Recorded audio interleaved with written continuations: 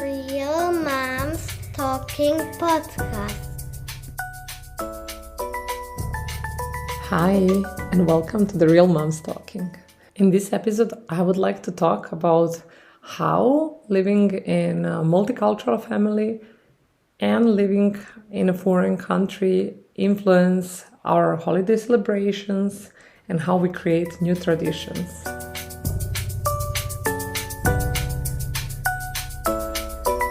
Having kids with or without holidays is definitely something very dynamic, not to say chaotic at times. And having little kids, and 3 of them, is once again even more. So there is always definitely some chaos laying around. So talking about chaos laying around reminds of the time of the holidays when all the kids are at home, no one is working, and there are stuff to be prepared. There are holidays to be celebrated. Everyone is excited. But how it looks when the extended family is not around and when we are doing it like just in a circle of our family. I think it's a special mix in our case because, as I mentioned in the first episode, since we are from 2 different cultures and living in the third one, we kind of bring to our family 3 different set of holidays. When it comes to the time of Christmas and New Year, there we have 3 very strong different traditions that are followed in Germany, in Serbia, and in Cuba. So in Germany, the Christmas time is very important, very exciting for the kids. The gifts are brought by Weihnachtsmann and Christkind or Christkind.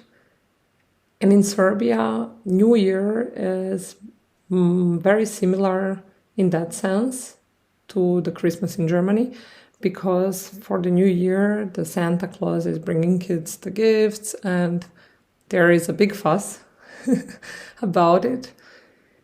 And then again, in Cuba, kids are getting their gifts for that time of the year for 3 Kings, holiday of 3 Kings, which is beginning of January.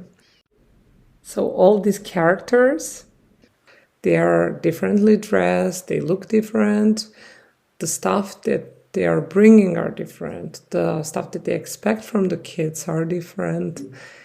And it's amazing to tell them all that. And for me, it was impressive that they never, ever were wondering why there are all these people. And once when we talked about even one little tweak regarding the Christmas, so Weihnachten in Germany, since in the North Germany, as I know, and I'm sorry to Germans if I am saying this wrong, but I think in North Germany there is Weihnachtsmann, and in the South there is a Christkind, so 2 different characters that are representing Christmas. And when I said to our sons, I'm not sure if it's going to be Weihnachtsmann or Christkind that is going to bring the gifts, they were totally relaxed and told me, they work together, Mom. They're going to do it together. So it's amazing to see also how the kids get creative. And I don't know, their brain just finds ways to understand these stories in the very logical and easygoing way. They don't make it too complicated. So we try to follow all 3 of those and try to follow all the stories as well. And it's really interesting to see how the kids also adopt all these different traditions. Not only because they get gifts, but because the stories are different, but yet interesting for them. Christmas itself as a holiday is also interesting to mention, since in Germany it's celebrated in the end of the year in December. In Serbia it's celebrated beginning of January, and in Cuba it's not celebrated in the same sense, since the culture is different and we try to incorporate from all traditions a little bit. So we do a little bit in the end of the year, we do a little bit in January, and I could continue with all the holidays like that, explaining how different and similar it can be. But the whole idea is that sometimes it's really difficult to make decision what to do and in how far to pursue the tradition. What we normally do is if something is very important to me, or it's something is very important to my husband, or the kids really like that tradition, we do it. And if not, then we are just going with how it feels right. Or if it happens that we have a visit from my or my husband's country, then we maybe do a little bit more regarding the holiday that is in that moment, if the family likes also to celebrate and to follow certain tradition. We also learn together with the kids about German tradition and German holidays and culture. And with every year, I feel that we know more and understand more. Because I remember years ago when our oldest son was really little, maybe 1 year old, and it was about a similar time like this time of the year, so February, and it was a Fasching time of the carnival. We almost did not even know that he's supposed to get a costume for going to the kindergarten, because we did not know even what the holiday is about. But now we are much more familiar with that, and not only that he knows what is going on and that he should get a costume and that he can get different costumes on different days, and that this time of the year it's very typical to eat so-called Krapfen, which is like a donut without a hole in the middle. But also we know all this stuff, and it's interesting to see how we learn together and from each other about German culture. And with celebrating holidays, the fact is that given that the kids get to celebrate various holidays that have to do with the German tradition, and that they have different holidays that we celebrate because I'm Serbian, and that they celebrate different holidays because of my husband being Cuban, I feel that they get 3 times more to experience, to choose of what they like, that they are enriched and lucky to just have a chance to learn about so many different ways to celebrate life, to celebrate happiness or traditions or stuff that have to do maybe also with religion or history. It's really interesting to see how they also sometimes have interesting questions regarding why something is done as it is. For example, why in the time of Easter in Serbia, when we color the eggs, why do we have an egg fight where one person take one egg and the other, and they fight the eggs, and who wins and who loses and so on? Why do we do that? And of course, for kids, the main focus of that game is to win the egg fight, but they also get to learn that it's done that way because in Serbian or Orthodox culture, it's believed that the eggs that are having this colored crust are symbolizing the Christ being born, Jesus Christ being reborn, but also they symbolize that the nature is waking up. And on the other hand, in Germany, also the eggs are colored similar way, but there is so famous egg hunt and searching where the Eastern rabbit hid the eggs, and also the sweets. And the eggs are as well used to decorate the tree in front of the house or in the garden. So there is so much diversities in all these traditions, but they are yet overlapping, and it's also always interesting to see where these traditions are having some mutual points and where they diverge completely. And we always try actually to, if possible, celebrate certain holidays that have to do with certain country and tradition in that country at least once, so that kids get the idea how it's actually really done in that country, in that culture, that they can feel it in 100% way. But what we also tend to do is having grandparents over in Germany when there is some specific holidays here in Germany.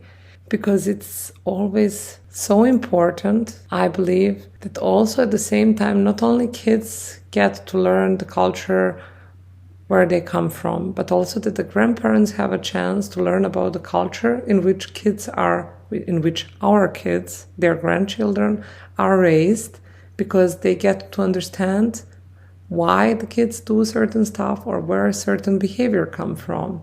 And when they start learning about the culture, about the tradition, they also start understanding it. And there is this two-way relationship where there is a understanding on both sides and there is mutual interest. And I think it goes even beyond celebrating holidays, because even small stuff like kids losing a first teeth and what do you do with the teeth is very different from country to country.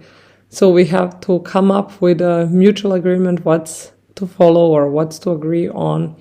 And in these kind of cases, we of course go with what kids feel that it's expected. So since our son knows from the friends of his from the kindergarten that when he loses the teeth, the tooth fairy comes and brings something when he leaves his teeth under the pillow, we do so. We go with that tradition. But we nevertheless tell him or tell them about traditions and customs that are in Serbia and Cuba. And for example, in this case, in case of kids losing teeth, we told him that in Cuba it's very common that the ratoncito pere comes and gives or leaves the gift for the kid. So in Serbia, in this case, tradition is adopted from Western tradition, and also the tooth fairy brings the gift to the kid.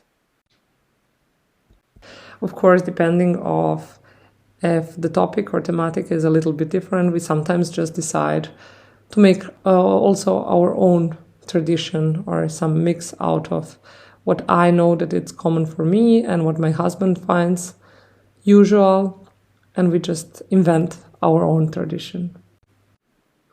And talking about inventing our own tradition immediately reminds me of birthdays and birthday celebrations, because even if we talk about a birthday cake, there are 4 songs we sing for the kids. Sometimes in the beginning it was funny because sometimes kids get very impatient, but they got used with the time. And also the other thing is that it took some time, our friends, to learn all the 4 songs. But also even the sole fact of when do you do the cake is different in Serbia, in Cuba, and in Germany. So that's also something fun and something that we in the end did or decided to do it our own unique way. It's a mix of all 3 cultures and of what we all know that it's common. And also at the birthdays, of course, there is piñata, but it's also funny that since kids know piñata from here in Germany, and here, if there is piñata, tradition is usually adopted that the piñata should be hit with a stick in order to break it and that the sweets fall. But in Cuba, they do different piñata, and you are supposed to pull on the threads that are tied to the piñata so that sweets fall out when you pull. So sometimes we do the Cuban way, sometimes we do different way because kids ask so. So there also we do some fusion and mix depending on the wishes and interest. And since this wraps up today's episode, I'm just realizing that the message I wanted to transmit is that traditions aren't just about what we inherit, they're about what we create together. And in our case, in our family, I think that the beauty of celebrating holidays and special moments, no matter how big or small they are, so no matter if it's birthday or just a tooth fairy, it's in the stories we tell to our kids, it's in the rituals we build together, and the love we infuse into every of these celebrations. So what I believe is that whether it's blending customs from different cultures or inventing new ones on your own, what we are doing in that is teaching our kids that family isn't just about where we come from, it's about the memories and values we create together. And of course, I'm very, very excited and curious to hear about your experiences and what are all the fun stuff and interesting stuff that you incorporated into your multicultural family routine.